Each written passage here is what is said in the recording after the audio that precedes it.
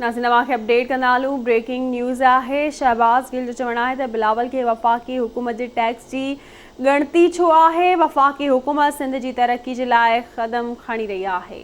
बिल्कुलु नाज़रीन, वज़ीर आज़म जे सलाहकार शहबाज़ गिल कराची में प्रेस कॉन्फ्रेंस कई आहे। संदसि चवणु आहे त वफ़ाक़ी हुकूमत सिंध जी तरक़ी जे लाइ क़दम खणी रही आहे। बिलावल इल्ज़ाम लॻायो त वफ़ाक़ टैक्स जमा नाहे करायो।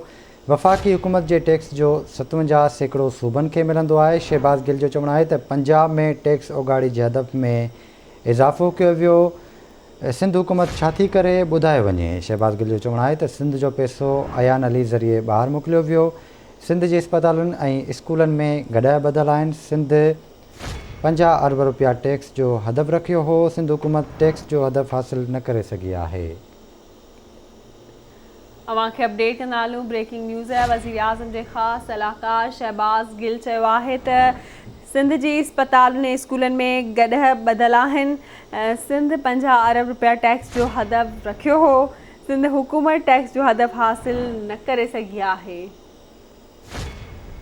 तफ़सील मालूम कंदासीं कराची मां नजीब नाइज खां। जी नजीब, आगाह कजो।